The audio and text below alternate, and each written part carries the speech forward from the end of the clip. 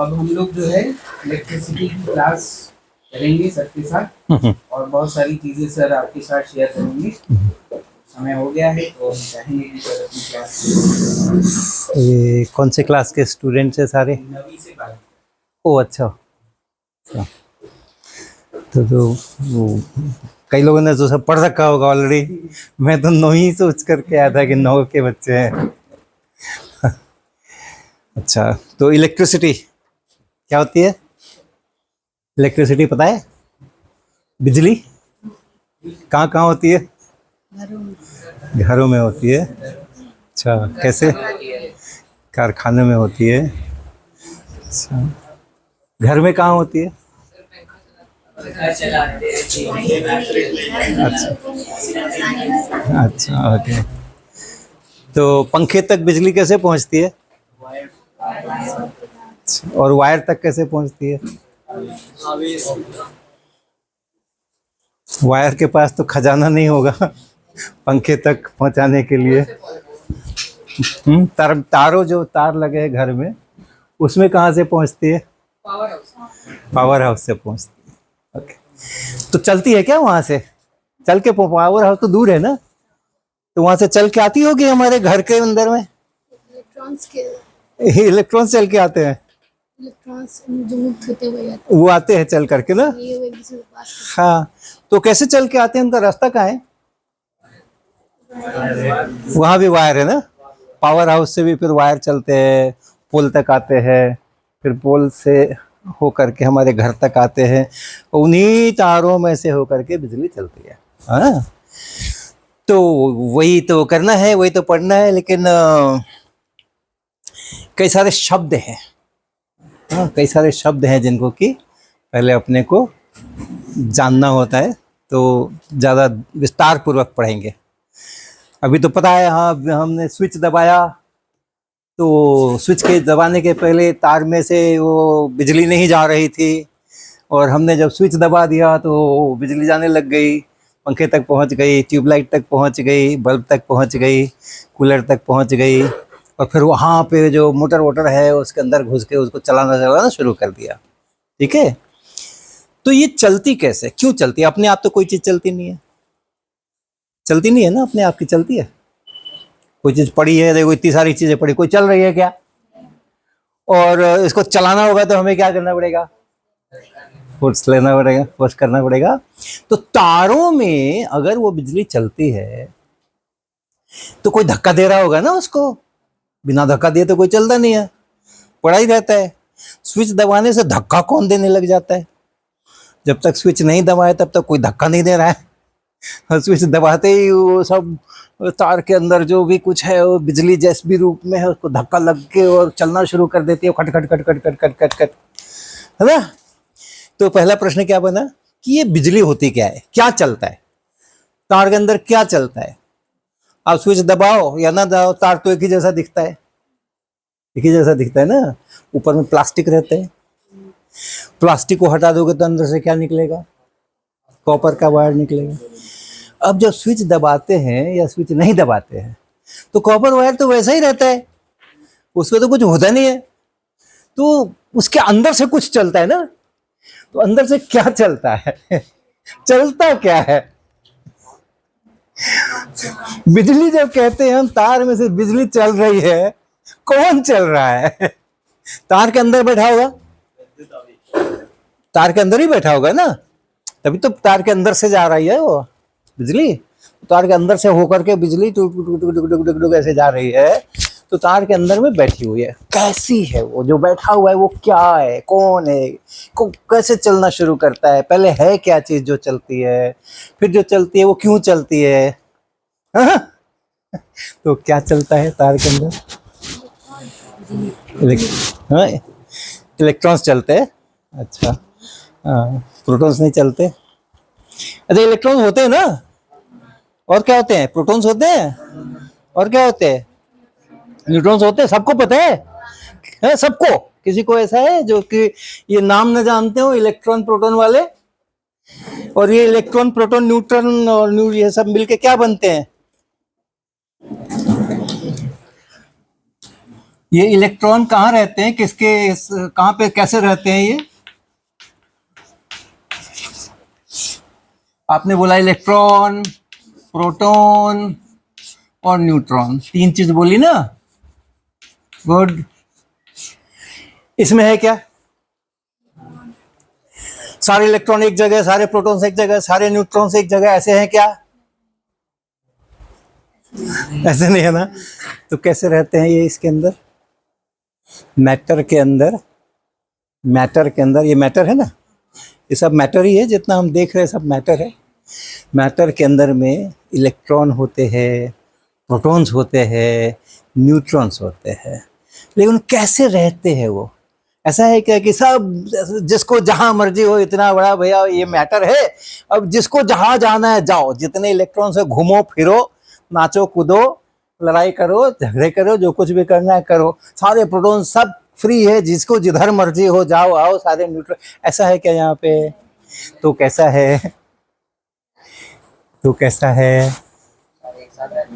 सारे एक साथ, हाँ, सारे सब प्रोटॉन न्यूट्रॉन सब। से मिलकर बना हुआ है।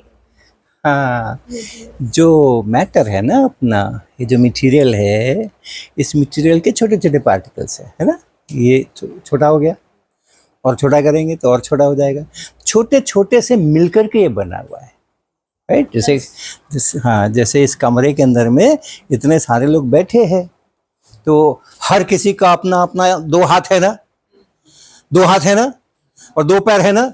ऐसा तो नहीं कि सारे हाथ यहाँ पे हैं और सारे पैर वहां पर है, ऐसा तो नहीं है।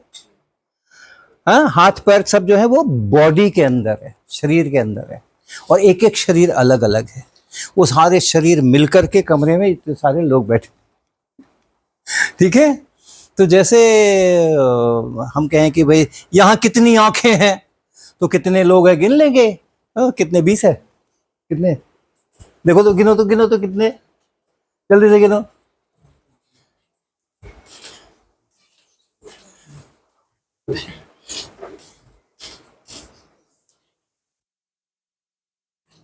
हाय हाय, कितनी देर लगा रहे हो? 30, ओके, 30 लोग हैं, ठीक है। कितनी आंखें हैं? 60 आंखें हैं। लेकिन ऐसा नहीं है कि 60 में से 10 आंखें यहाँ पड़ी हुई हैं, 20 वहां पड़ी हुई हैं, ऐसा नहीं है ना। एकदम निश्चित है ये 60 आंखें, ये 60 हाथ, ये 60 पैर, ये 60 कान, हाँ? और कितनी नाक? 30 नाक। ये सब जो है ऐसे ही इधर उधर छितराई हुई नहीं है, उनकी भी निश्चित रचना है कि हर एक जो शरीर है, हर एक जो बंदा यहाँ पे बैठा है, व्यक्ति यहाँ पे बैठा है, उसके साथ में 2 हाथ रहेंगे, उसके साथ में 2 पैर रहेंगे, उसके साथ 1 नाक रहेगी, 2 कान रहेंगे, ठीक ना।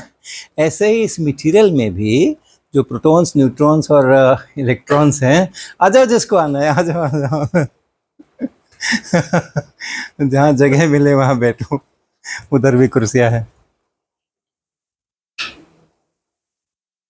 हाँ।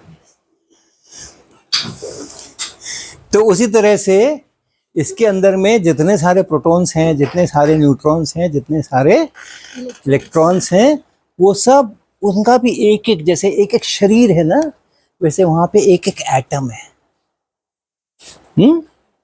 और एक एक एटम के अंदर में निश्चित है, इस एटम के अंदर में इतने प्रोटॉन्स होंगे, इतने न्यूट्रॉन्स होंगे और इतने इलेक्ट्रॉन्स होंगे, सब एक जगह पे रहेंगे। हमारे जो 2 हाथ हैं, 2 पैर हैं, 2 आंखें हैं, 2 कान हैं, 1 नाक है, एक ही जगह पर है ना। ऐसा नहीं है ना कि मेरा 1 हाथ उधर है, उस दीवार के पास है, 1 हाथ उस कोने में पड़ा है, ऐसा नहीं है। वो मेरा हाथ है, वो मेरे साथ रहेगा।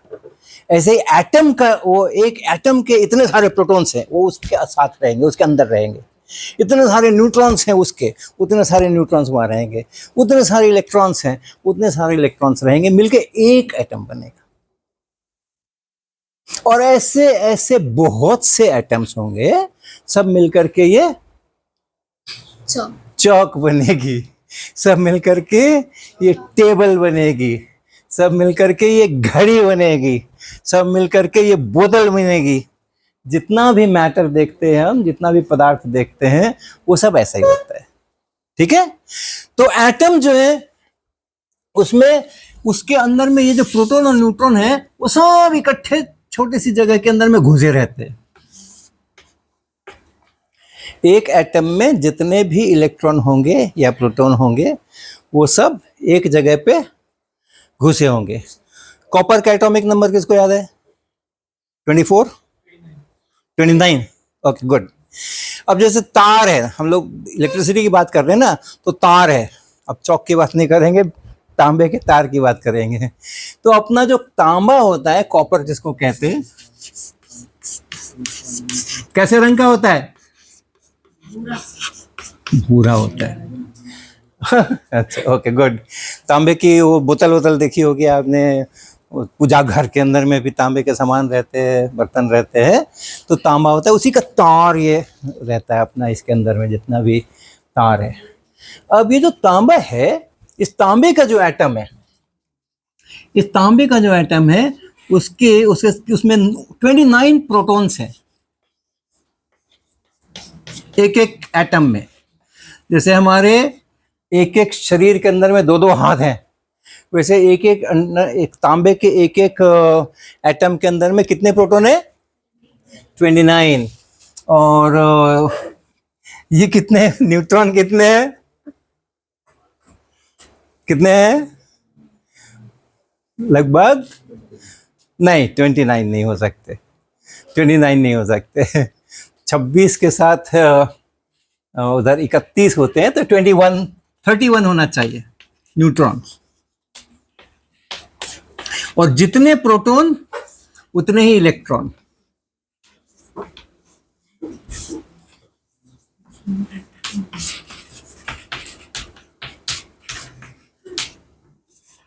हर एक तांबे में, हर एक एटम के अंदर में, तांबे में बहुत सारे एटम्स है। एक इतना सा तांबा लोगे, इतना बड़ा छोटा सा 1 मिलीमीटर का, तो उसमें भी पता नहीं कितने करोड़, कितने अरब, कितने खरब, कितने शंख, कितने महाशंख एटम्स होंगे, बहुत सारे एटम्स होंगे, राइट। और हर एक एटम के अंदर में कितने प्रोटॉन्स होंगे? 29। कितने न्यूट्रॉन होंगे?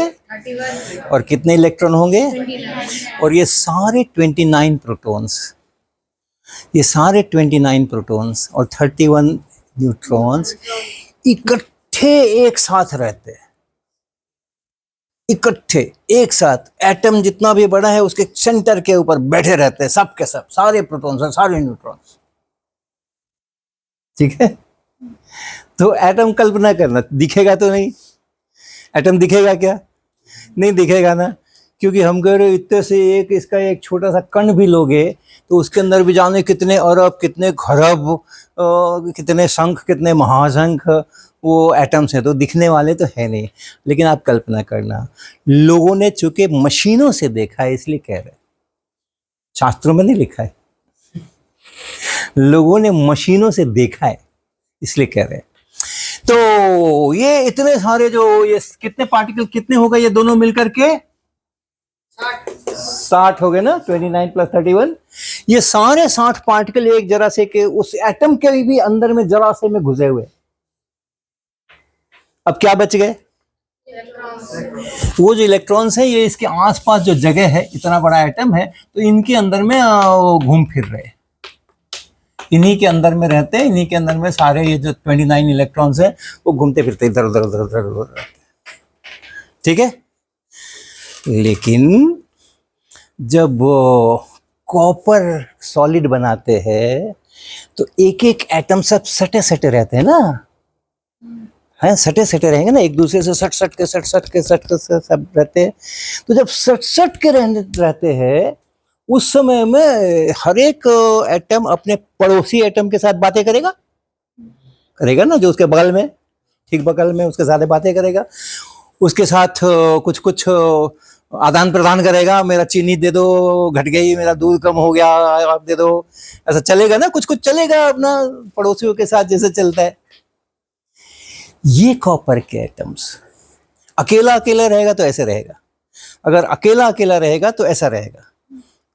कॉपर को आप खूब गर्म करके और उसका वेपर बना दो। गर्म करने से क्या होता है, चीजों का लिक्विड बनता है पहले, और गर्म करो तो कॉपर को भी इतना गर्म करो कि उसका वेपर ही बन जाए। तो अब पड़ोस पड़ोस में नहीं है, अब सब एक एटम यहाँ है तो दूसरा एटम वहाँ है। वेपर में और सॉलिड में और लिक्विड में यही फर्क है। सॉलिड में एकदम सब पता है कि मेरा कौन पड़ोसी है, राइट, और हमेशा वही पड़ोसी रहने वाला है सॉलिड, और एकदम सब सटे सटे हैं। लिक्विड में सटे सटे तो हैं, हाँ नहीं, थोड़ा सा दूर भी नहीं है, जरूरी नहीं है कि थोड़ा सा दूर हो सकता है, उतनी ही दूर हो जितनी दूर में सॉलिड में है उतनी ही दूर में लिक्विड में, ऐसा भी हो सकता है, थोड़ा सा दूर भी हो सकता है, थोड़ा सा कम दूर भी हो सकता है। आप बर्फ में और पानी में देखोगे ना तो बर्फ में थोड़ा ज्यादा दूर दूर होते हैं एटम्स, और पानी में उसके अपेक्षा थोड़ा नजदीक होते हैं। तो तुरंत नहीं कह सकते, लेकिन समझो करीब करीब वैसा ही है, जैसा सॉलिड में करीब करीब वैसे ही, थोड़ा सा अधिक हो सकता है या थोड़ा सा कम भी हो सकता है। लेकिन गैस में एकदम ही अलग अलग है, एक यहाँ घूमेगा तो दूसरा वहां घूमेगा, एक एटम को दूसरे एटम से कभी कभी रास्ते में चलते चलते जैसे लोग टकरा जाते हैं या बगल से गुजर जाते हैं तो दिखता, अच्छा, तो वैसे वो भी घूमते फिरते रहते हैं। लिक्विड में एटम से एटम की दूरी तो उतनी ही है, लेकिन शहरों में होता है ना, पड़ोसी को पहचानते तक नहीं है। बड़े बड़े शहरों में पड़ोसी को पहचानते तक नहीं है कि मेरे बगल में कौन रहता है, तो ज्यादा रिश्ता नहीं है। तो इसलिए पूरे लिक्विड में उसके जो एटम्स है वो कहीं भी यहाँ वहां घूम सकते हैं, राइट। और एटम्स भी नहीं कहेंगे, पानी जैसे लगे तो उसमें मॉलिक्यूल्स कहते हैं, मॉलिक्यूल कहते हैं। एक एक मॉलिक्यूल जो है पानी का या और किसी लिक्विड का, तो उसमें कई एटम होते हैं, फिक्स है कितने एटम। जैसे पानी में 3 एटम, 3 एटम कौन कौन से,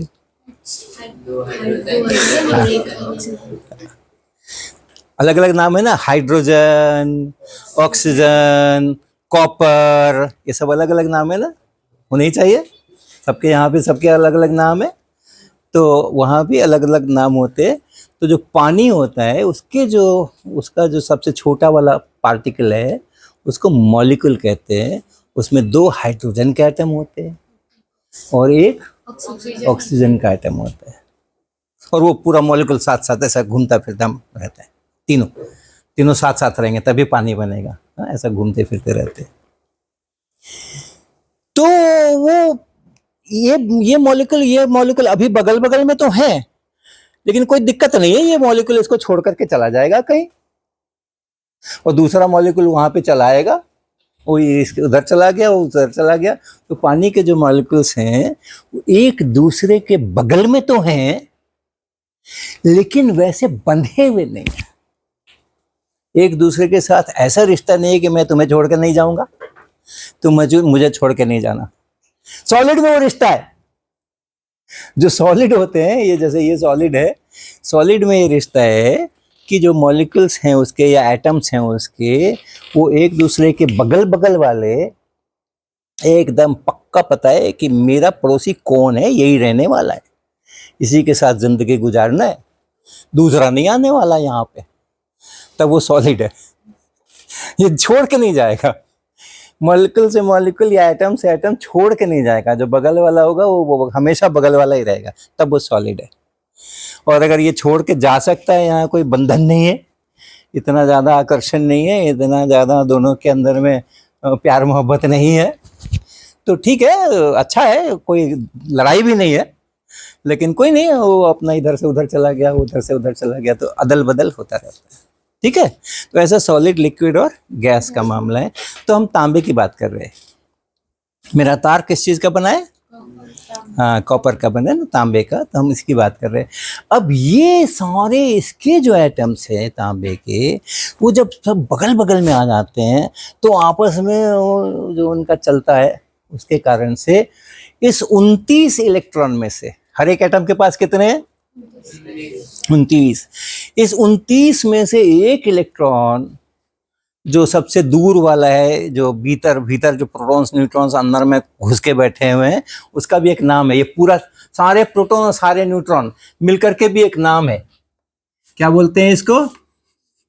नाभिक, न्यूक्लियस। ये 29 प्रोटॉन और 31 न्यूट्रॉन, ये 60 मिलके जो यहां बैठे हुए हैं, इसको बोलते हैं हाँ न्यूक्लियस या नाभिक हिंदी में। और बाकी के जो 29 इलेक्ट्रॉन्स हैं वो उसके बाहर हैं। अब जब सब साथ साथ आ गए, एक एटम यहाँ है, दूसरा एटम यहाँ है, एक एटम यहाँ है, एक एटम यहाँ है, एक एटम यहाँ है, ऐसे सब कॉपर के एटम्स हैं।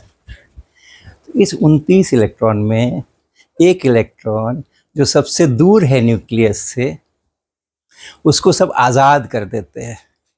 हम लोग यहाँ बैठेंगे, सॉलिड है, हम कहीं नहीं जाएंगे। जो एटम जहाँ है वहीं बैठेगा। सारे 60 जो प्रोटॉन न्यूट्रॉन है वो यहीं बैठेंगे। जो 28 इलेक्ट्रॉन्स हैं हम सब यहीं बैठेंगे। तुम लोग घूम के आओ, थोड़ा बाजार बाजार घूम करके आओ। तो एक इलेक्ट्रॉन को वो आज़ाद कर देते हैं कि हाँ जाओ घूमो, लेकिन कहाँ घूमो? उस कॉपर का जो टुकड़ा है ना, तार है या जो भी है, उसके अंदर रहे ना, बाहर मत चले जाना। घूमो फिरो ठीक है, लेकिन ऐसा ना कर देना कि ट्रेन पकड़ करके दूसरे ही शहर पहुंच जाओ। हाँ, तो इसके अंदर घूमने के लिए सब आजाद है। तांबे के तार में हर एक एटम, एक इलेक्ट्रॉन, 29 में से एक इलेक्ट्रॉन जो सबसे बाहर में है, सबसे न्यूक्लियस सबसे दूर में है, उसको ये आज़ादी है कि अब आप भूल जाओ कि तुम मेरे इलेक्ट्रॉन हो। ये पूरा घर तुम्हारा, ये जितना बड़ा तार है, इसमें जहां मर्जी है वहां जाओ, जहां मर्जी है वहां आओ। तो ढेर सारे हो गए, क्योंकि बहुत सारे एटम होते हैं ना। ये इतना सा तार भी ले लोगे 1 सेंटीमीटर का, तो बहुत एटम है, और हर एक एटम से एक एक एक एक निकला। वो सारे क्या कर रहे हैं? वो इलेक्ट्रॉन्स मस्ती कर रहे हैं, और उनको पता भी नहीं है कि मैं किस एटम का हूं। सब इलेक्ट्रॉन्स अपना घूमते फिरते रहते हैं। तो इनको हम लोग क्या कहते हैं? 28 तो इसके अंदर हो गए, उसमें से एक जो है उसको हम कहते हैं फ्री इलेक्ट्रॉन या मुक्त इलेक्ट्रॉन।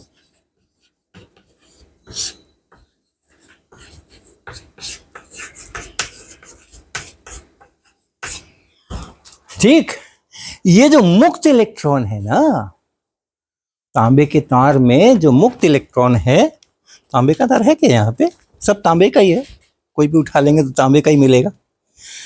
अंदर में तो सब तांबे का ही है, ऊपर से प्लास्टिक लगा है। तो तांबे के तार में ये जो मुक्त इलेक्ट्रॉन्स हैं, जब हम स्विच दबाते हैं, उसके पहले सब कोई इधर जा रहा है, कोई उधर जा रहा है, कोई उधर जा रहा है, कोई उधर जा रहा है, कोई उधर जा रहा है, कोई इधर जा रहा है, घूम रहे हैं। लेकिन जब हम स्विच दबाते हैं और कहते हैं हम करंट बहा रहे हैं, तब यही वाले मुक्त इलेक्ट्रॉन्स जो हैं वो एक दिशा में चलना शुरू कर देते हैं। आपस ऐसा वैसा घूम रहे हैं, ऐसा वैसा अभी भी घूम रहे हैं, लेकिन साथ साथ थोड़ा थोड़ा खिसक रहे हैं एक ही दिशा के अंदर। ये जो मुक्त इलेक्ट्रॉन्स खिसक रहे हैं ना, वही बिजली है, वही चल रहा है तार के अंदर, वही चल रहा है। उसी के चलने के कारण से हमारा पंखा चल रहा है, उसी के चलने के कारण से हमारा ये बल्ब जल रहा है, ट्यूबलाइट जल रही है, उसी के कारण से। ठीक है, अब अपने आप तो चलेगा नहीं ना, ये अपने आप तो स्वतंत्र है, इधर जिधर जाना है जाओ आओ करो। ये जो एक ही डायरेक्शन में स्विच से लेकर के बल्ब तक का जो रास्ता है, इसी रास्ते पे चलना है। नाचते फिरते रहो, लेकिन नाचते फिरते खिसकते रहे ना उधर। किधर? किसकी तरफ? बल्ब की तरफ। हाँ, बल्ब की तरफ खिसकते रहे ना, बल्ब में जाना है तभी बल्ब जलेगा। तो वो अपना सब ऐसा नाच कूद करते रहेंगे, लेकिन थोड़ा थोड़ा खिसकते रहेंगे। वो थोड़ा थोड़ा जो खिसक खिसक करके चलेंगे, उसी को हम कहते हैं तार में बिजली बह रही है, इलेक्ट्रिसिटी बह रही है। ठीक, तो क्या चला? जब बिजली चली तो क्या चला? जला। चला क्या? इलेक्ट्रॉन्स। कौन से वाले? फ्री वाले। हाँ, बाकियों को तो चलना नहीं है, बाकियों को तो वहीं रहना है, न्यूक्लियस के पास में रहना है। बाकी के 28 इलेक्ट्रॉन्स कहीं नहीं जाने वाले हैं, वो वहीं रहने वाले हैं। ये जो फ्री इलेक्ट्रॉन है, और सभी मेटल्स में फ्री इलेक्ट्रॉन्स होते हैं। हमारा जो प्लास्टिक है, इसका ये जो प्लास्टिक देख रहे हैं ना, ये ऊपर वाला प्लास्टिक, इसमें भी एटम्स हैं, उसमें भी न्यूक्लियस है, प्रोटॉन्स है, न्यूट्रॉन्स हैं, उसमें भी इलेक्ट्रॉन्स हैं। जितने प्रोटॉन्स हैं उतने ही इलेक्ट्रॉन्स इलेक्ट्रॉन्स हैं, लेकिन जितने प्रोटॉन्स हैं उतने ही न्यूट्रॉन्स होना जरूरी नहीं है। लेकिन साधारणतः जितने प्रोटॉन्स होते हैं उससे या तो उतने ही बड़े, उतने ही सारे न्यूट्रॉन्स भी होते हैं, या फिर उससे थोड़ा सा ज्यादा भी हो सकता है। जैसे इसमें थोड़ा सा ज्यादा, 2 ज्यादा लिखा है ना मैंने, 29 की जगह 31 लिखा है तो थोड़े ज्यादा भी हो सकते हैं। और कुछ कुछ होते हैं एटम्स जिसमें बहुत बहुत भी ज्यादा होते हैं। जैसे एक एटम होता है, एक तत्व होता है, एलिमेंट होता है जिसका नाम है यूरेनियम। पता है क्या आपको? पता है क्या आपको यूरेनियम? हाँ, एक नाम सुना है? एक एटम है, एक पीरियोडिक टेबल में देखोगे, बाहर पीरियोडिक टेबल लगी हुई है, एक एटम है जिसका नाम है यूरेनियम। तो वो जो यूरेनियम एटम है उसमें कितने होते हैं भैया? कितने, Z कितना है? 92 यूरेनियम।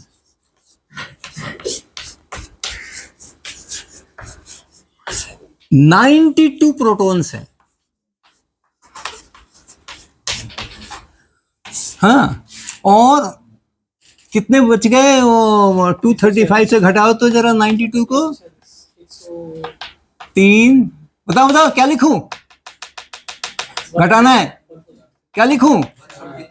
हाँ, 143 न्यूट्रॉन्स है। बहुत ज्यादा है, 1-2 ज्यादा नहीं है। 92 प्रोटॉन्स हैं और उसके साथ में 143 न्यूट्रॉन्स है। तो न्यूट्रॉन्स प्रोटॉन्स की अपेक्षा एटम के अंदर में ज्यादा हो सकते हैं, होते हैं, लेकिन कई सारे हैं उसमें नहीं भी होते हैं। जैसे कार्बन है अपना, कार्बन जानते हैं ना? कहाँ मिलता है कार्बन? कहाँ मिलता है कार्बन? हर चीज में मिलता है। स्टेशनरी शॉप पे मिलता है क्या कार्बन? पन्ने के नीचे लगा के ऊपर लिखते हैं तो नीचे उगता है ना, उसको भी तो कार्बन कहते हैं। हाँ, उसमें भी कार्बन है, तो उसको उस तरह से बनाया गया है। ये लकड़ी में कार्बन, सबसे ज्यादा कार्बन होता है लकड़ी में। और लकड़ी कहाँ से आती है? पेड़ से। तो पेड़ जब बनता है ना, बड़ा होता है, मोटा होता है, तो कार्बन जमा होता है उसके अंदर में। अपना कागज है उसमें कार्बन है, बहुत जगह कार्बन, बहुत जगह है। नाइट्रोजन को तो जानते ही हो आप लोग। हाँ, कहाँ होती है नाइट्रोजन? हवा में होती है। हाँ, सबसे ज्यादा भी होती है, 78%। अपनी जो हवा है, पंखा चलता है तो हवा आती है ना, और पंखा नहीं चलता है तो होती है। जो आती है तो बढ़ना चाहिए ना, जितनी हवा है अगर आ रही है और तो बढ़ना चाहिए। बढ़ती है क्या? वही वही घूमती है ना, वही वही घूमती है। चलो उसकी कहानी अलग से करेंगे। तो नाइट्रोजन है, नाइट्रोजन में भी 7 proton 7 neutron. Oxygen 8 proton 8 neutron. तो कई सारे में बराबर भी होते हैं, लेकिन ज्यादातर में जाओगे तो न्यूट्रॉन की संख्या थोड़ी ज्यादा होती है। तो प्रोटॉन न्यूट्रॉन से अपने को कोई मतलब नहीं है इस समय। हम लोग क्या पढ़ रहे हैं? इलेक्ट्रिसिटी में क्या चलता है? Free electron. तो अंदर में न्यूक्लियस में प्रोटॉन न्यूट्रॉन क्या कर रहे हैं उसे अपने को अभी कोई खास मतलब है नहीं, लेकिन ऐसे आपको जानना चाहिए, इसलिए वो चर्चा हमने कर दी। तो ये हो गई बात। अब इसको थोड़ा खाली करूं, बोर्ड को भर गया ना। अब दूसरा प्रश्न ये आया कि ये तो ठीक है कि तार में बहुत सारे फ्री इलेक्ट्रॉन्स हैं, और वो सारे फ्री इलेक्ट्रॉन्स ही चलेंगे जब एक ही दिशा में स्विच से बल्ब की तरफ। ऐसे तो चलते फिरते रहते ही हैं, लेकिन वो जब एक दिशा के अंदर में थोड़ा थोड़ा खिसकते खिसकते जाएंगे अपना नाचते कूदते, उसी को हम कहते हैं कि बिजली बह रही है। वही करंट है, वही इलेक्ट्रिसिटी है, ठीक है। लेकिन स्विच दबाने से उन्होंने चलना क्यों शुरू कर दिया? स्विच में क्या था? स्विच में क्या था? कब चलना शुरू करेंगे और कब चलना नहीं शुरू करेंगे? हाँ, अच्छा। और सर्किट कंप्लीट होने का क्या मतलब है? स्विच ऑन, अच्छा। ओके। अब ये देखो, ये दो तार है? इन दो तारों को मैं जोड़ देता हूं। यहाँ कुछ है, ठीक है, यहाँ कुछ है। कंप्लीट है ना सर्किट, कि टूटा हुआ है बीच में? कंप्लीट है ना, पूरा लूप बना हुआ है ना? चल रहा है क्या? कुछ चल रहा है क्या? नहीं चल रहा है। ठीक है, आप तांबे के तारों को आपस में जोड़ के सर्किट कंप्लीट कर दोगे। सर्किट का क्या मतलब? सर्किट का मतलब एक लूप। यहां से शुरू होकर के लूप चला चला चला, इधर मुड़ा उधर मुड़ा, यहां गया वहां गया, वापस वहां तक पहुंच गया, बीच में कहीं टूटा नहीं होना चाहिए। स्विच यही काम करता है कि बीच में तोड़ के रखता है। जब हम स्विच दबाते हैं तो दोनों को सटा देता है, और जब हम स्विच ऑफ कर देते हैं तो दोनों को अलग कर देता है। तो हमने तो यहाँ अपना सर्किट पूरा कर दिया, अपना लूप पूरा कर दिया, लेकिन बहा क्या? इलेक्ट्रॉन बहे क्या? नहीं बहे ना। तो इलेक्ट्रॉन्स को बहाने के लिए, तार में एक तरफ चलाने के लिए फोर्स चाहिए। कोई फोर्स लगाएगा तभी चलेगा। किसी भी चीज पे जब तक फोर्स नहीं लगाओगे तब तक नहीं चलेगी। और जिस डायरेक्शन में फोर्स लगाओगे, जिस दिशा में फोर्स लगाओगे, उसी दिशा में चलेगी। तो जिधर आपको चलाना है, स्विच से बल्ब तक के लिए जो रास्ता है, बीच में रास्ता मुड़ेगा भी, सीधा रास्ता नहीं है ना। स्विच वहां रहता है, बल्ब यहाँ रहता है, तो उसको यहाँ से वहां तक ऐसा सीधा तार थोड़ी खींचते हैं। वो तो दीवार के अंदर में देखो, ऐसे जाएगा वैसे जाएगा, इधर छत में जाएगा उधर जाएगा, मुड़ेगा। तो हमें फोर्स चाहिए जो कि उसको हर जगह जहां भी वो रहे, इस पूरे जहां भी रहे, इधर जाओ, यहाँ वाला इधर जाओ, यहाँ वाला इधर जाओ, यहाँ वाला इधर जाओ, बल्ब तक पहुंचो। ठीक है, तो एक फोर्स चाहिए। अब फोर्स कौन लगाएगा? फोर्स कौन लगाएगा? ये तो हम लोग देखो फोर्स लगा लगा के ऐसे चलाते हैं इसको। ये तार के अंदर में, ये कॉपर के वायर के अंदर में, इस वायर के अंदर में, अंदर जो कॉपर है उसकी बात कर रहे हैं, ऊपर प्लास्टिक तो केवल बचाने के लिए है। इस तार के अंदर में जो इलेक्ट्रॉन्स हैं, उसको कौन धक्का देगा, कौन ठेलेगा, कौन कहेगा कि चलो? कोई चाहिए ना फोर्स लगाने वाला। तो ये जो इलेक्ट्रॉन होते हैं और प्रोटॉन्स होते हैं, प्रोटॉन्स की बात छोड़ देते हैं अभी, जो इलेक्ट्रॉन्स होते हैं उस पर एक चीज होती है जिसको आवेश कहते हैं, चार्ज।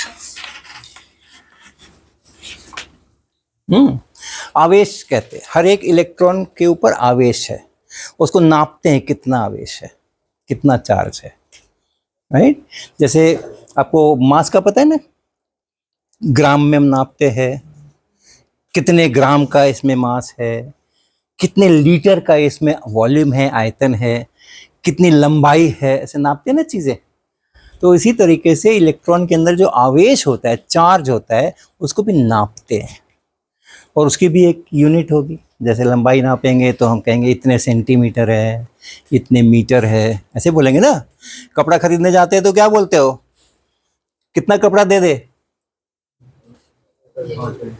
हाँ, मीटर में बोलते हैं ना, 2 मीटर दे दो भाई, 1.5 मीटर दे दो, कुर्ता बनाना है, ये दे दो, पजामा बनाना है। मीटर में बोलते हैं। सेंटीमीटर में बोलते हैं क्या? मिलीमीटर में बोलते हैं क्या? किलोमीटर में बोलते हैं क्या? 2 किलोमीटर कपड़ा दे दो? नहीं बोलते ना, नहीं चाहिए। तो जैसी जरूरत हो वैसे उसकी हम लोग उसकी यूनिट डिसाइड करते हैं। और ये नहीं बोलते कि 1 लीटर कपड़ा दे दो, कभी बोलेंगे क्या? लेकिन जब दूध लेंगे दूध वालों से तो कभी बोलेंगे क्या कि हमें 5 मीटर दूध दे दो? नहीं बोलेंगे ना, 5 लीटर दे दो बोलेंगे। तो हर एक चीज जो होती है उसके लिए हमारी एक नापने की अलग अलग उसको यूनिट नाम दिए गए हैं। कोई किलोग्राम है, कोई ग्राम है, कोई मीटर है, कोई लीटर है, सब नाम है अलग अलग। अलग अलग चीजों के लिए अलग अलग नाम है, ठीक है। तो ये जो हमारा आवेश है, इसके जो यूनिट है उसका नाम है कूलम्ब। ये कूलम्ब जो है ना, ये एक वैज्ञानिक का नाम है, ये उनका सरनेम है कूलम्ब। तो उसी को हम लोग इस्तेमाल करते हैं इसकी यूनिट के लिए भी। और जो एक इलेक्ट्रॉन होता है, एक इलेक्ट्रॉन जो होता है उस पर जो आवेश होता है इलेक्ट्रॉन पर, एक इलेक्ट्रॉन पर,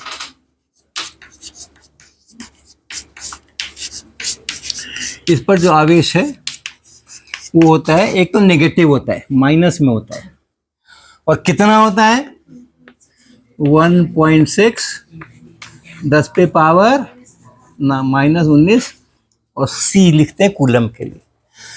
अब 10 पे पावर -19 का क्या मतलब है? 10 का मतलब पता है ना, 10 तो पता है, गिने ना अभी 1 2 3 4 5 6 7 8 9 10, 10 तो पता है। उसको 10 से भाग दे देंगे तो क्या हो जाएगा? 10 को 10 से भाग दे देंगे तो क्या मिलेगा? 1 मिलेगा। 10 को 10 से भाग दे देंगे तो 1 मिलेगा। 1 को भी 10 से भाग दे दें तो 0 का 0 है ना, छोटा हो रहा है ना, 10 से 1 छोटा हो गया, 1 और 10 भाग कर दिया और छोटा हो गया। आप 19 बार ये काम करो। हाँ, 1/10 इसको बोलते हैं ना 1/10, 0.1, ये है आपका 10 पे पावर -1। ठीक, 10 पे पावर -1 किसको बोलते हैं 10 पे पावर -1? 1/10 को, 1 को 10 से भाग देना है, राइट, तो उसको बोलेंगे 10 पावर -1। अगर हम बताएं कि साहब मेरे पास ये 1 मीटर लंबा रॉड है, और उसके हमें 10 भाग कर दिए, 10 भाग कर दिए हमने, छोटे छोटे 10 भाग हो गए उसके, तो हम कहेंगे हर एक भाग 10 पे पावर -1 मीटर का है। ठीक है, अगर मेरे पास 1 मीटर की लंबी रॉड है, ये 1 मीटर की मेरी लंबी रॉड है, उसको हमने 10 भाग कर दिए, 1 2 3 4 5 6 7 8 9 10 कर दिया ना, 10 भाग कर दिए, तो ये कितना मीटर है? ये कितना मीटर है? हाँ, 10 पे पावर -1 मीटर है। और ये कितना मीटर है? ये भी, और ये भी, और ये भी, हर एक भाग जो है 10 पे पावर -1 मीटर का है। अब जो एक भाग है 10 पावर -1 मीटर का, इसके भी 10 भाग करो, 1 2 3 4 5 6 7 8 9 10। अब ये छोटा वाला जो भाग हो गया उसको हम क्या बोलेंगे? 10 पे पावर -2 मीटर। तो 1 को 10 भाग करोगे छोटा सा हो जाएगा, उसको बोलेंगे 10 पे पावर -1। उसका भी और 10 भाग करोगे, उसका जो छोटा छोटा और भाग हो गया उसको बोलेंगे 10 पे पावर, और उसका भी करोगे तब क्या हो जाएगा? 10 भाग और कर दोगे तो कहां तक जाना है? हाँ, बहुत छोटी संख्या है, बहुत ही छोटी संख्या है। इतना आवेश होता है एक इलेक्ट्रॉन के ऊपर। ठीक है, तो हम लोग जो आवेश होता है उसको Q अक्षर साधारणतः लिखते हैं। उसके लिए किसी भी आवेश के लिए हम लोग साधारणतः Q लिखते हैं। तो इसका जो Q है, इसका जो आवेश है वो माइनस इतना है। ठीक, ठीक है। अब आवेशों का क्या है? आवेशों पर फोर्स कौन लगाता है? इलेक्ट्रॉन पे फोर्स कौन लगाता है? हम तो जाके लगा नहीं सकते, छोटा है ना, कहाँ घुसेंगे? हमारी उंगली तो इतनी बड़ी है, एक इलेक्ट्रॉन कितना बहुत ही छोटा है। उस पर जो फोर्स लगाता है उसका नाम है विद्युत क्षेत्र, इलेक्ट्रिक फील्ड। विद्युत क्षेत्र या इलेक्ट्रिक फील्ड। अब वो कहां से आएगा वो भी अभी बताते हैं आपको, वो कहां से आता है वो भी आपको बताएंगे। लेकिन ये इस पे जो फोर्स लगाने का काम है वो कौन करता है? इलेक्ट्रिक फील्ड करता है, विद्युत क्षेत्र करता है।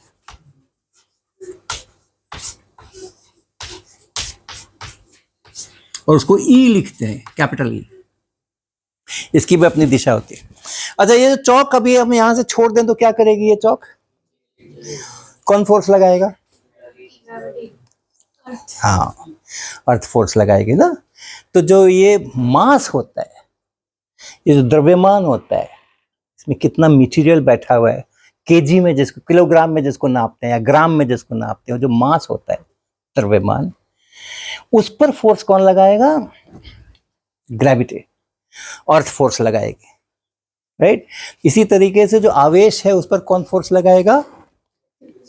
इलेक्ट्रिक फील्ड, विद्युत क्षेत्र। ठीक है, बनेगा कैसे आएगा? ये धरती जो है ना, इसने तो धरती है इसलिए खींच लिया, धरती ने बनाया अपना वो खींचने वाला, फोर्स लगाने का हिसाब किताब किया। अब इसमें ये जो विद्युत क्षेत्र आएगा, ये कहाँ से आएगा? आएगा तभी तो फोर्स लगाएगा, पहले लाओ तब तो फोर्स लगाए। ये कहाँ से आएगा? ये भी मेरे आवेश ही पैदा करते हैं, विद्युत क्षेत्र मेरे आवेश ही पैदा करते हैं। एक अगर हमारे पास में आवेश है, ये मान लो हमारे पास में यहाँ पर एक आवेश है, ये Q, कैपिटल Q लिख देते हैं, बस कुछ नहीं, रख दो। इसने सब जगह विद्युत क्षेत्र बना दिया, इसने सब जगह विद्युत क्षेत्र बना दिया। अब ये आवेश कैसे हम ला सकते हैं? क्या अलग से कहीं से आवेश पता कर सकते हैं क्या कि ये रहा आवेश भैया, देखो हमने रख दिया, क्षेत्र बन गया? तो ये जो हमारे पास में स्ट्रॉ है, एटम्स है कि नहीं? अंदर में न्यूक्लियस है कि नहीं? हर एटम के अंदर में। उसके बाहर में इलेक्ट्रॉन्स है कि नहीं? उसमें से एक इलेक्ट्रॉन फ्री हुआ कि नहीं? नहीं हुआ, नहीं हुआ। सब में से फ्री नहीं होते, हमने बताया तांबे में से फ्री होते हैं, सब में से फ्री नहीं होते हैं। जितने मेटल्स होते हैं, मेटल्स मतलब धातु, लोहा और मेटल के नाम बताओ। एक लोहा हुआ, एक तांबा हुआ, और मेटल के नाम बताओ। सोना, चांदी, टाइटेनियम, प्लैटिनम। हाँ, वो प्लैटिनम तो पता नहीं किसने देखा किसने नहीं देखा, मैंने तो नहीं देखा, देखा है कभी। लेकिन लोहा तो जानते हैं हम, कॉपर जानते हैं हम, सिल्वर जानते हैं हम, सोना गोल्ड जानते हैं हम, बहुत सारे मेटल्स होते हैं। जितने मेटल्स होते हैं उन सब के इलेक्ट्रॉन्स फ्री होते हैं और वही उसको चलाते हैं। फ्री इलेक्ट्रॉन रहेगा तभी बिजली चलेगी। बिजली जिसमें चलती है उसको एक और नाम है चालक। बिजली जिस मटेरियल में चल सकती है उसको कहते हैं चालक। कंडक्टर होता है ना, जो बस जाती है 2 नंबर वाली, उसमें ड्राइवर होता है और एक कंडक्टर होता है ना साथ में। हाँ, तो हमारे इसमें भी जिसमें से बिजली चल सकती है वैसी चीज़ों को हम लोग कंडक्टर कहते हैं। ठीक है, और वो कंडक्टर इसीलिए है क्योंकि उसमें फ्री इलेक्ट्रॉन्स है, इसीलिए बिजली चल सकती है। इसमें से बिजली चल नहीं सकती है, इसमें फ्री इलेक्ट्रॉन्स नहीं है। हाँ, ये नॉन कंडक्टर है, ओके, या बैड कंडक्टर है ये। लेकिन इसमें इलेक्ट्रॉन्स हैं, सभी इलेक्ट्रॉन्स को पता है कि मैं किस एटम का हूं। ठीक है, उसी एटम में रहना है, इधर उधर नहीं जाना है।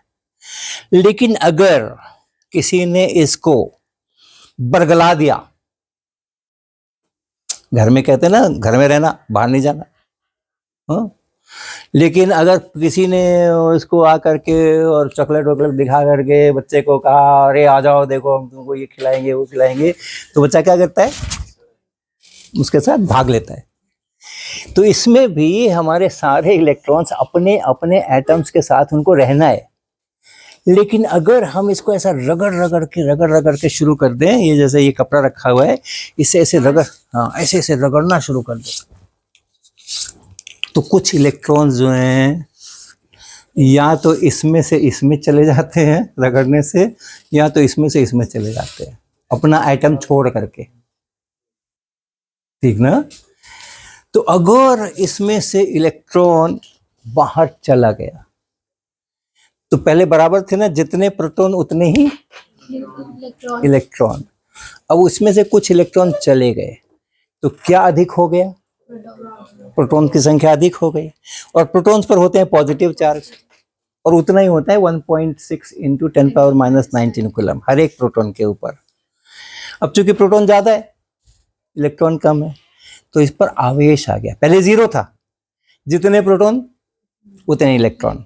हर प्रोटॉन के ऊपर +1.6 × 10⁻⁹ कूलम, और हर एक इलेक्ट्रॉन के ऊपर -1.6 × 10⁻⁹ कूलम। सब मिलकर के 0, आवेश 0। लेकिन कुछ इलेक्ट्रॉन को हटा देंगे अगर, तो इसके ऊपर आ जाएगा पॉजिटिव, और कपड़े पे आ जाएगा नेगेटिव। अब अगर मैंने दो एक साथ लेकर के और तब रगड़ दिया,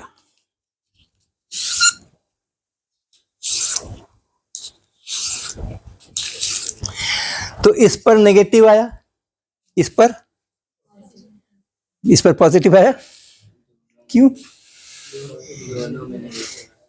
इसको भी तो उसी कपड़े से रगड़ा गया, वैसा ही वाला चॉकलेट दिखाया गया, और इसको भी उसी कपड़े से रगड़ा गया, वैसा ही वाला चॉकलेट इसको भी दिखाया गया। तो अगर इलेक्ट्रॉन इसमें से कपड़े में गया तो इसमें से भी, तो दोनों पर क्या हो गए? पॉजिटिव चार्ज हो गए। हाँ, अब इस चार्ज को मैंने देखो यहाँ पे रख दिया, हाँ, यहाँ पे ये हमने यहाँ पे इसको रख दिया। हवा चल रही है क्या? हवा चल रही है भाई। अच्छा, रुक जा। ओके,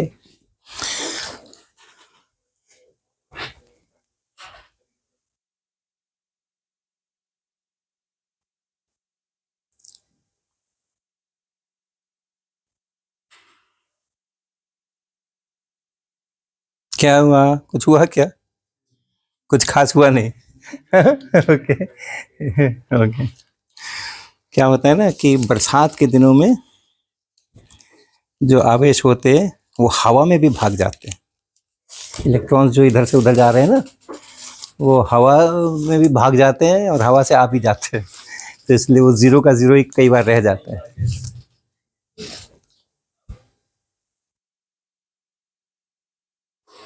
ओके, शांति शांति शांति।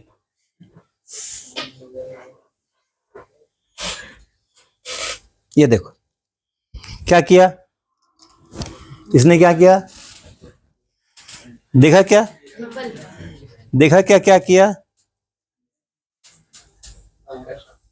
अरे ऐसे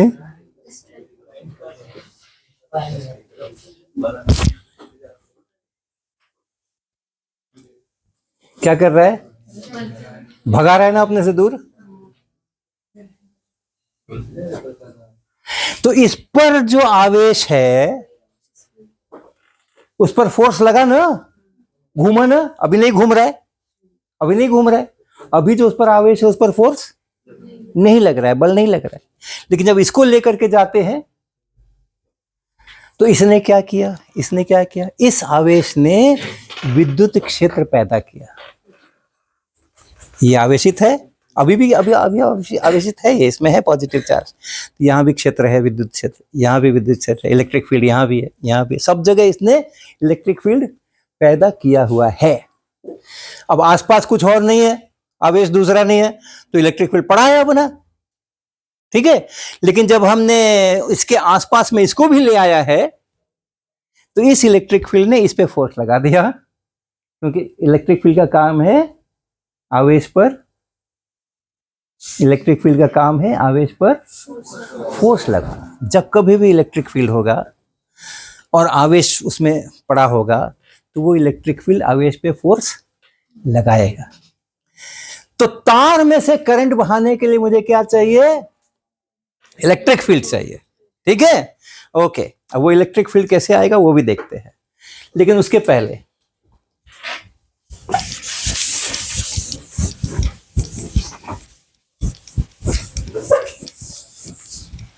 थोड़ी सी ऊर्जा की बात करेंगे, एनर्जी की बात करेंगे। हाँ, अब एनर्जी ऐसा शब्द है ना कि वो बड़ी मुश्किल होती है बताने में और समझने में कि वो है क्या चीज़, ऊर्जा क्या चीज़। हम लोग ऊर्जा बहुत बोलते हैं, खाना खाते हैं तो कहते हैं ऊर्जा उत्पन्न हो रही है, हमारे शरीर में ऊर्जा जा रही है, एनर्जी जा रही है। हमें भूख लग जाती है तो हम कहते हैं हमारे तो एनर्जी नहीं बची है कि हम चले फिरे, खाना जल्दी लाओ तो हमारे में एनर्जी आए। ऐसे ही करते रहते हैं, लेकिन एनर्जी एक्चुअली होती क्या है ये बहुत मुश्किल है करना। लेकिन एक बात है कि जैसे ये है, मान लो ये है, ये यहाँ पे रखा हुआ है, ठीक है। अब अगर मैं इसको ऐसे हाथ से पकड़ के उठाऊंगा तो मैं क्या कर रहा हूं? अपने हाथ से क्या कर रहा हूं? फोर्स लगा रहा हूं और इसको चला भी रहा हूं। हाँ, तो अगर किसी चीज पे फोर्स लगाया जाए और तो फोर्स और को चलाया भी जाए, फोर्स लगने से वो चले भी, ऐसे फोर्स लगा रहे हैं तो चल नहीं रहा है, देखो हम इसको दबा रहे हैं लेकिन चल नहीं रहा है, लेकिन हम ऐसे फोर्स लगा रहे हैं तो ये चल रहा है।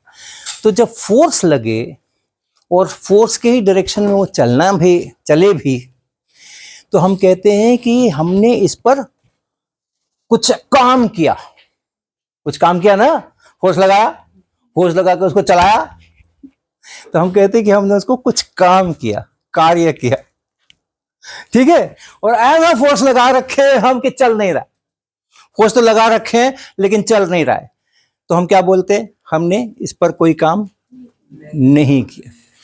फोर्स नहीं लगाओगे तो कोई सवाल ही नहीं है काम करने का, फोर्स लगाओगे तो चलना भी चाहिए, अगर चलेगा, हमारा हम फोर्स लगाया चला, मेरे फोर्स लगाने से अगर वो चलता है तो हम कहते हैं कि उसकी एनर्जी बढ़ गई है, उस पर काम किया हमने, वर्क किया, जितना काम किया उतनी हमने उसमें एनर्जी क्या की, बढ़ाई, उसकी बढ़ाई। अब ये कार्य जो है ना, ये बहुत मुश्किल वाला कार्य है, ये अंग्रेजी में इसको कहते हैं वर्क। हाँ, और ये जो वर्क है वो कहते हैं कि कितना फोर्स लगाया। अच्छा, ये पता है क्या कि आपको कितना फोर्स लगाया, ये कैसे नापते हैं कि कितना फोर्स लगाया, आपने धीरे से धक्का दिया कि जोर से धक्का दिया, कैसे नापते हैं कितना कितना फोर्स लगाया? हाँ, न्यूटन में नापते हैं ना, उसकी भी इकाई है। और न्यूटन साहब तो आपको याद मालूम है कि बड़े वैज्ञानिक थे, कूलम साहब भी बड़े वैज्ञानिक थे, न्यूटन साहब भी बड़े वैज्ञानिक थे। तो हम लोग बड़े बड़े वैज्ञानिकों का नाम इकाइयों के लिए, यूनिट्स के लिए इस्तेमाल करते हैं। तो फोर्स कितना जोर से लगाया, धीरे से पुश किया कि जोर से पुश किया, कितनी जोर से पुश किया, उसको नापने के लिए हम लोग न्यूटन की इकाई में बात करते हैं, फोर्स कितना लगा, ठीक है। और कितना 1 न्यूटन है तो होता है, कितने फोर्स लगाएंगे, कितनी जोर से फोर्स लगाएंगे तो कहेंगे 1 न्यूटन हो जाएगा। तो वो तो बहुत हल्के से टच करने से हो जाता है। 1 न्यूटन को बहुत ज़्यादा धक्का देने का ज़रूरत नहीं है, 1 न्यूटन के लिए आप हल्के से ऐसे बस जरा सा टच करके हल्का सा पुश करोगे तो 1 न्यूटन हो जाएगा, राइट, ठीक है, ओके। तो फोर्स, कितने न्यूटन का फोर्स लगा और कितना डिस्टेंस चला, फोर्स के डायरेक्शन में चला, उसी की बात कर रहे हैं, जिधर फोर्स लगा उधर ही चला, उसकी बात कर रहे हैं। गुना कर दो, ठीक। इसको किस में लिखें, इसकी इकाई क्या लिखेंगे, किस में लिखेंगे, न्यूटन में।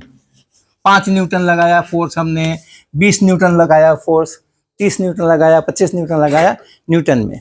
और इसको बोलेंगे मीटर में, डिस्टेंस किस में बोलेंगे, मीटर में। और इन दोनों को करो गुना, ठीक है। जब गुना करके जो आएगा वो हम कहेंगे कि इतना वर्क हो गया, इतना वर्क हो गया, और उतने जूल वर्क हो गया। तो मान लो एफ तुमने फोर्स लगा रखा है 15 न्यूटन का, कैपिटल एन लिखते हैं न्यूटन के लिए। डिस्टेंस तुमने कितना चलाया, आधे मीटर का, 0.5 मीटर का। 1 मीटर कितना बड़ा होता है, इस किनारे से और उस किनारे तक, इस किनारे तक, ये कितने मीटर होगा बता तो? हाँ, बहुत अच्छा है ना। तो 2, और 1 टेबल जो है वो 1 मीटर, और अभी मैं कितना बोल रहा हूँ, 0.5 मीटर। यहां से कहां तक जाऊं बताना, कहां पे जाऊं, कहां रोकूं, 0.5 मीटर। हाँ, ओके ओके।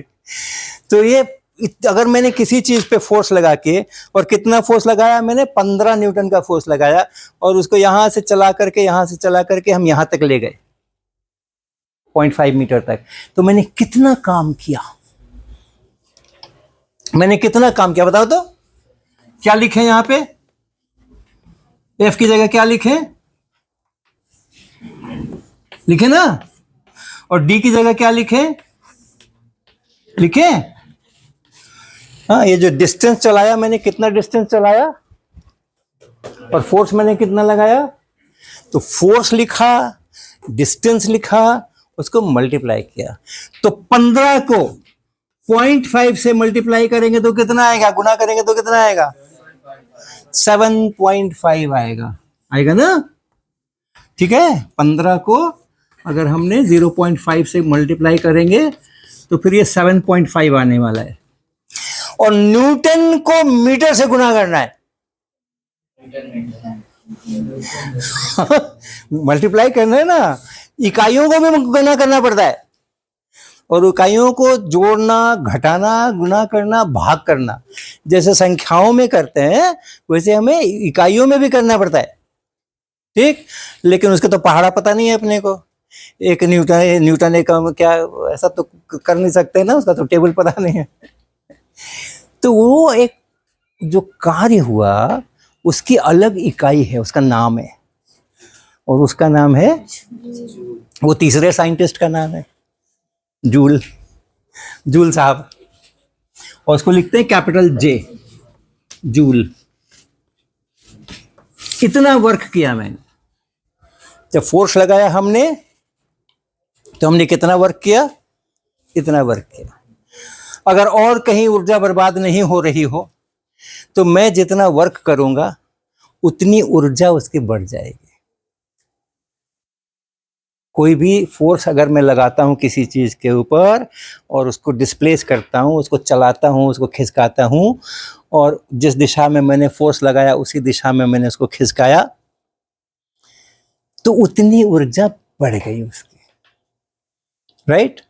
अब बताना, ये है देखो 100 ग्राम का है, ये 100 ग्राम, कितने किलोग्राम, कितने किलोग्राम, 0.1 100 ग्राम है ये। 100 ग्राम का जो 0.1 किलोग्राम, केजी, हाँ, 1000 ग्राम का 1 किलोग्राम होता है ना, 1000 ग्राम का 1 किलोग्राम होता है। 100 ग्राम करोगे तो 1/10, 0.1 केजी। तो ये जो है, और इसको धरती कितने बल से खींच रही है नीचे, पता है आपको क्या? अगर इसका 0.1 केजी इसका मास है, धरती इसको कितने बल से नीचे खींच रही होगी, पता है क्या आपको? हाँ, उसके लिए भी वो धरती कितने बल से खींचती है, बहुत आसान सा मामला है, याद रखने की लेकिन बात है, याद रखना पड़ेगा आपको। चलो अभी जगह है, लिखते हैं। अगर m है उसका जितना भी केजी में, तो जो धरती के कारण से फोर्स है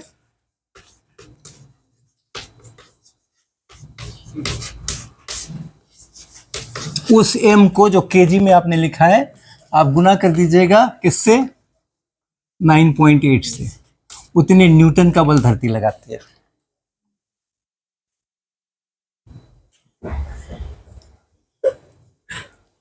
ओके, जो भारी चीजें होंगी m बड़ा होगा।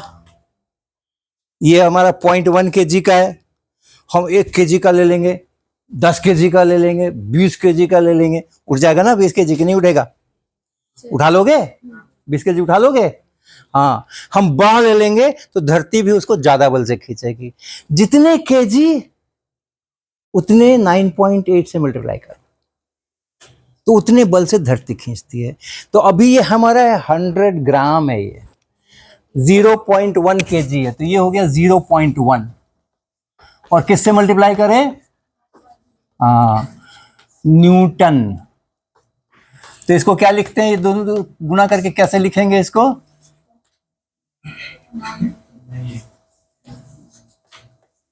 .98 लिखेंगे इसको। देखो 1 से मल्टीप्लाई करोगे तो उतना ही हो जाएगा, और यहाँ 1 दशमलव पीछे है तो यहाँ भी 1 दशमलव पीछे लेके आना पड़ेगा। 0.98 न्यूटन, इतना हो गया। अब मैं क्या कर रहा हूं, खूब आराम से इसको धीरे धीरे यहां से उठा के मैं टेबल पे रखने वाला हूं। ठीक है, अब बताना, मैंने यहां ऐसे उठा के रखा हुआ है, धरती से जस्ट उठा लिया है, मैं कितना फोर्स लगा रहा हूं ऊपर, रखा हुआ है, कहीं कहीं नहीं ले जा रहे।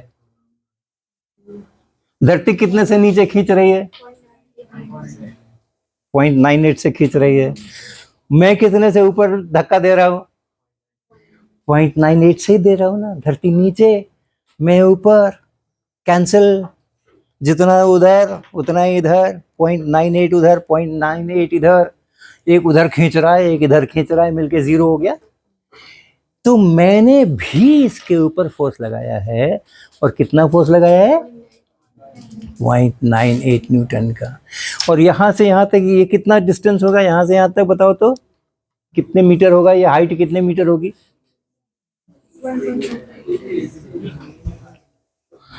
देखो इसका आधा करो, ये तुम्हारा था 0.5 मीटर। हाँ 0.5 से थोड़ा ज्यादा है, 1 तो है नहीं, 0.7 समझ लो। तो 0.7 मीटर समझो कि ये हमने इसको यहां से उठा के यहां रखा। तो हमने फोर्स कितना लगाया था? हमने फोर्स कितना लगाया था? हमने इस पे फोर्स कितना लगाया था? 0.98 न्यूटन लगाया था ना। 0.98 न्यूटन का फोर्स लगाया था। क्यों लगाया हमने? कैसे मालूम कि हमने 0.98 लगाया? क्योंकि धरती का मुझे पता है, धरती जो होती है जितना किलोग्राम गुना 9.8 उतने न्यूटन लगाती है हमेशा, ठीक है।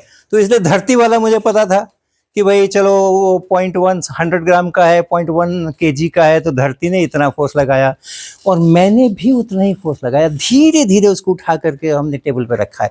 खूब ऐसा नहीं कि ज़्यादा फोर्स लगा दिया, खूब तेजी से ऊपर आ गया, या कम फोर्स लगाया उठा ही नहीं, ठीक ठीक उतना ही लगाया था हमने भी।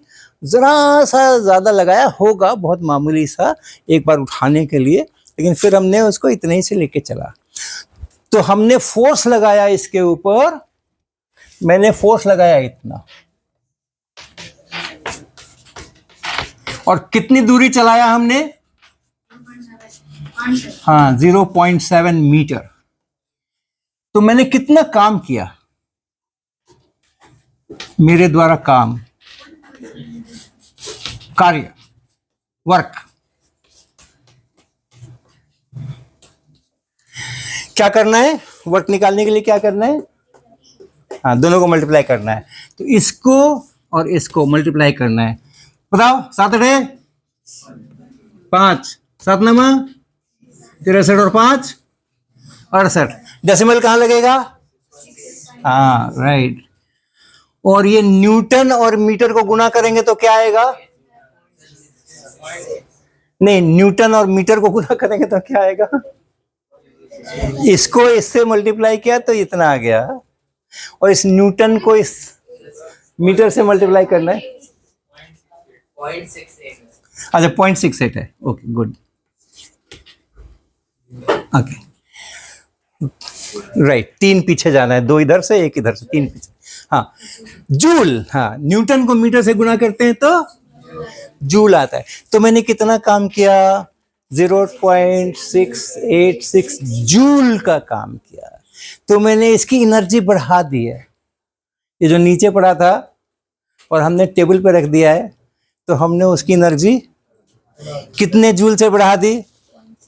0.686 जूल से बढ़ा दी। जितना मैं काम करूंगा, कार्य करूंगा, उतना मैं उसकी एनर्जी बढ़ा दूंगा। तो ऐसा करके ये है, ठीक है, ओके। चलिए अभी ग्रेविटी पर ही थोड़ा सा और का काम करते हैं। इतना काफी है, लेकिन है इतना काफी है, इससे ज्यादा सिंक नहीं होगा। है बच्चे ना, बहुत सारी चीजें हमने बता दी। तो क्या हुआ? 9th वालों को कम समझते हो? 9th वाले किसी से कम नहीं है। कोई चीज थी क्या जो 9th वालों को? कौन कौन से 9th वाले बच्चे हाथ उठाओ तो। अच्छा, ये जो इतनी सारी बातें हमने करी, उसमें से कौन सी बात आपको नहीं समझ आई या कठिन लगी? समरी करते हैं, हमने क्या क्या बातें की। बताओ तो, हमने क्या क्या बातें की शुरू से? लगभग लगभग जो जो याद आता जाता है। Electron, neutron, proton. हमने बात करी, हाँ राइट, हमने बात, तो सब 9th वाले बता रहे भाई, आप कम नहीं समझना उनको। हमने बात की कि बिजली क्या होती है। जब हम कहते हैं कि तार में से होके बिजली चली, तो क्या चला? क्या चला? Free electron. फ्री इलेक्ट्रॉन चले ना। और फ्री इलेक्ट्रॉन्स आए कहाँ से? Electric field. फ्री इलेक्ट्रॉन कहाँ से आए? मेटल्स, तांबे में होते ही है। जितने भी तांबा, लोहा, टिन, ये सब मेटल्स हैं, एल्यूमिनियम, ये सब मेटल्स हैं। जो मेटल्स होते हैं उनमें जो एटम्स होते हैं पास पास में आकर के जुड़े रहते हैं। सॉलिड है ना, तो आस पास में सब जुड़े रहते हैं। तो हर एक एटम क्या करता है, एक इलेक्ट्रॉन फ्री कर देता है। तांबे में कितने इलेक्ट्रॉन होते हैं, तांबे के एटम में 29 होते हैं ना, देखो सब मालूम है 9th वालों को भैया। और 29th में से 28 जो है वो क्या करते हैं, वो न्यूक्लियस के साथ में बंधे रहते हैं, एटम के अंदर में रहते हैं। और एक जो होता है वो, तो बहुत सारे फ्री हो गए। तो यही फ्री इलेक्ट्रॉन जब तार में चलने लगते हैं एक दिशा में, तो हम क्या कहते हैं, इलेक्ट्रिसिटी बही। ठीक है ना। हम जब स्विच दबाते हैं तो उसके बाद यही फ्री इलेक्ट्रॉन्स जो हैं, जो पहले स्विच दबाने के पहले क्या कर रहे थे, इधर उधर घूम रहे थे, जिसको जिधर मर्जी हुई उधर घुमा। लेकिन जब हमने स्विच दबाया तो उसके बाद सब के सब जो है अपना घूम फिर रहे हैं, लेकिन साथ साथ उनको पता है कि अच्छा स्विच दब गया है, थोड़ा आगे बढ़ना है। तो तार में थोड़ा थोड़ा आगे बढ़ते हैं और आगे बढ़ते बढ़ते हमारे बल्ब तक पहुंचते हैं। ठीक है, ये हमने बातें की। और प्रोटॉन्स न्यूट्रॉन्स जो होते हैं वो कहाँ रहते हैं, हाँ एकदम केंद्र में, छोटे से में, बहुत छोटे से में। एटम का खुद ही का साइज इतना छोटा है और उसका भी आप सोचो 1,00,000वां हिस्सा उतने ही में न्यूक्लियस घुस के रहते हैं, सभी प्रोटॉन्स और सभी न्यूट्रॉन्स, सब एक साथ रहते हैं। और बाकी के जो 28 इलेक्ट्रॉन्स हैं वो सब उसी के आसपास में मंडराते रहते हैं, छोड़ के नहीं जाते। लेकिन एक भाई जो है आखिरी वाला बहक गया वो छोड़ के चला गया है, उसी में है, उसी गांव में है, उसी गांव में ना, गांव छोड़ के नहीं गया है वो, उस तार के अंदर ही रहना है उसको। तार के अंदर में उछल कूद कर लो, जिधर से उधर जाना है, घर से बाहर निकल गया है वो। लेकिन वो तो ऐसे फ्री इलेक्ट्रॉन बने। उसके बाद हमने कहानी शुरू की कि फ्री इलेक्ट्रॉन चले क्यों, स्विच दबाने से क्या हुआ, इलेक्ट्रिक फील्ड कहीं से तो बना, क्योंकि इन इलेक्ट्रॉन्स को, फ्री इलेक्ट्रॉन्स को बल लगाने के लिए इलेक्ट्रिक फील्ड चाहिए, इलेक्ट्रिक फील्ड ही बल लगाता है। तो स्विच दबाने से कहीं से तो इलेक्ट्रिक फील्ड बन गया और बनने के कारण से वो फ्री इलेक्ट्रॉन चलना शुरू हो गए। ठीक है। और ये जो इलेक्ट्रिक फील्ड है वो पैदा कौन करता है, आवेश पैदा करता है, जो चार्ज। तो अभी जो हमारा साधारणतः मटेरियल होता है, जैसे ये मटेरियल है, इस पे टोटल चार्ज अभी 0 है। क्यों 0 है, क्योंकि जितने इलेक्ट्रॉन्स हैं उतने ही प्रोटॉन्स हैं। हर एक एटम के अंदर में, एक एक एटम, हर एक में जितने इलेक्ट्रॉन्स हैं उतने ही प्रोटॉन्स हैं। वो फ्री वाले को भी जोड़ लो, है तो उसी में ना, है तो उसी में ना। तो कुल मिला के जितने प्रोटॉन्स हैं उतने ही इलेक्ट्रॉन्स हैं, इसलिए इसका टोटल अभी चार्ज क्या है, 0 है।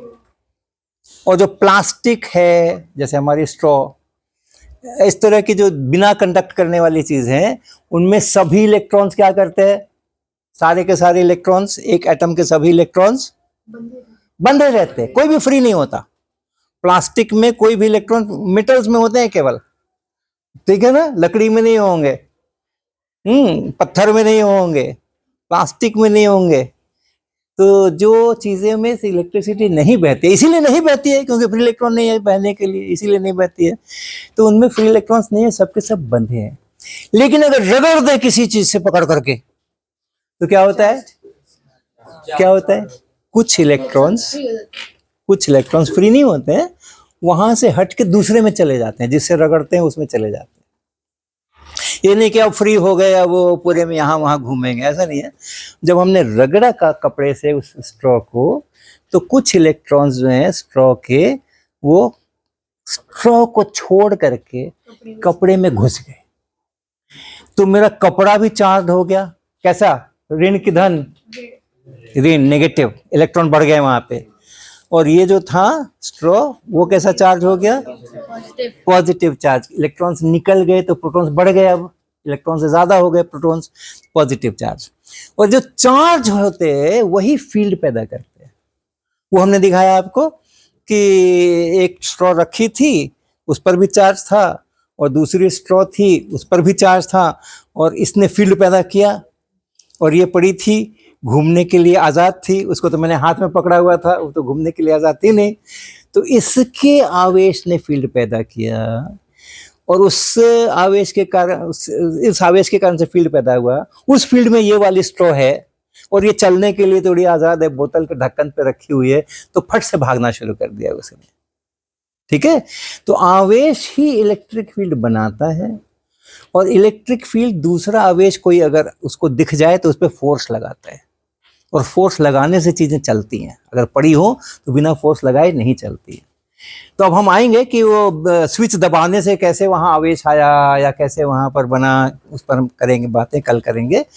तो इस तरीके से करके चलती है। फिर मैंने आपको थोड़ा धरती का उदाहरण दिया। कार्य किसको कहते हैं?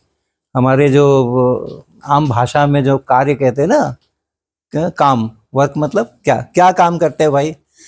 अरे साहब हम क्या काम करेंगे, हम तो जो है वो प्लम्बिंग करते हैं। तो प्लम्बिंग करना एक काम हुआ, कार्य हुआ, वर्क हुआ। क्या वर्क करते हो आप? क्या वर्क करते हो? तो हम पढ़ाते हैं, हम टीचर हैं, तो वो एक वर्क हुआ। आप क्या करते हो? मेरी तो दुकान है, हम तो कपड़े बेचते हैं, तो वो एक वर्क हुआ। तो जो अपनी आम भाषा में वर्क है, उसका मतलब है किसी भी तरह का काम करना, किसी भी तरह का काम करना, लिखा पढ़ी करना, फाइल पे सिग्नेचर्स करना, या पढ़ाना किसी को, या और कुछ करना, मकान बनाना, वो सब काम है। ठीक है, हम खाना खाते हैं, वो भी काम है, राइट। लेकिन यहाँ पे ये ध्यान रखने का है, कुछ कुछ शब्द ऐसे हैं, कुछ कुछ शब्द, सभी नहीं, कुछ कुछ शब्द ऐसे हैं जिनका कि हम लोग आम जिंदगी में कुछ दूसरा माने समझते हैं, और यहाँ जब साइंस की बातें करते हैं तो उनके माने कुछ अलग होते हैं, राइट। तो हम लोग यहाँ पे जो काम करें, कार्य जिसको कहेंगे, वर्क जिसको कहेंगे, उसमें है कि आपने कोई फोर्स लगा रखा है, फोर्स की दिशा में चीज चल रही है, डिस्प्लेसमेंट हो रहा है, फोर्स की दिशा में खिसक रही है। तो जितने न्यूटन का फोर्स लगाया और जितना वो खिसका, जितने मीटर खिसका, उसको आप गुना करोगे, F इंटू डी करोगे, फोर्स इंटू डिस्प्लेसमेंट करोगे, F इंटू डी करोगे, उतने जूल का वर्क हुआ। और अगर आप बहुत सारा फोर्स लगा रखे हो, पसीने पसीने हो गए, इतना फोर्स लगा रखे हो, लेकिन खिसका नहीं, ठीक ना, आपको यहाँ आके रख दूं मैं 100 kg की अलमारी रख दूं, और आपको कहूँ कि वो खिसकाओ इसको, तो आप पूरा दम लगा रखे हो, खिसकाना की कोशिश कर रहे हो, बहुत सारा फोर्स लगा रखे हो, पसीने पसीने हो रहे हो, बहुत काम कर रहे हो, थक रहे हो आप, लेकिन आप कुछ नहीं कर रहे हो, कार्य जीरो है आपका, क्योंकि खिसका नहीं है। और खिसक जाता तो कार्य हो जाता। तो कार्य शब्द से थोड़ा सतर्क रहना। कार्य शब्द का मतलब है कि डिस्प्लेसमेंट होना जरूरी है, ठीक है। तो वो हो गया। तो ये सब बातें आपको मैंने करी। और धरती कैसा बल लगाती है, कितना बल लगाती है, वो उसके मास पर डिपेंड करता है, कितने केजी। बड़ी वस्तु ज्यादा बल लगाएगी, छोटी वस्तु कम बल लगाएगी। जितना मास उसको किससे मल्टीप्लाई करो, 9.8। हाँ, ये जो 9.8 है ना, 9.8 न्यूटन प्रति केजी, यही है क्या? यही है ना, इसी से गुणा मल्टीप्लाई करना है। ये 9.8 से मल्टीप्लाई करने को बोला था ना, जितने केजी है, मान लो आपको 0.5 केजी है, तो ये हो गया m, मास इतना, उसको इससे गुना करोगे, इस केजी से ये केजी कटेगा, बोलो हाँ कि नहीं?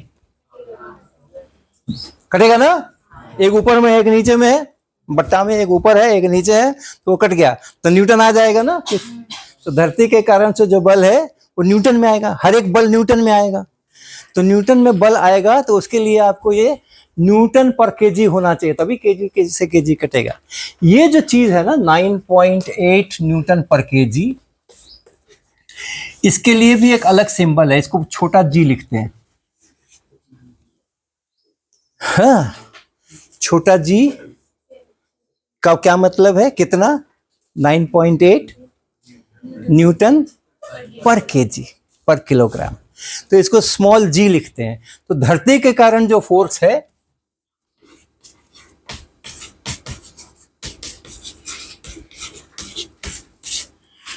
जो बल है, उसको हम लोग लिखते हैं m इंटू जी।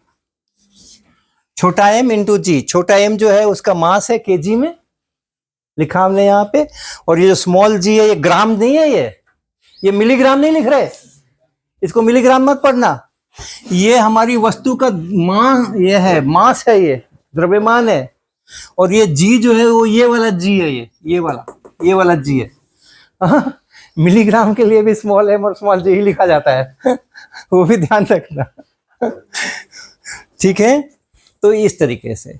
ऐसे ही आवेश में जो है ना, आवेश अगर है, Q आवेश है तुम्हारे पास में,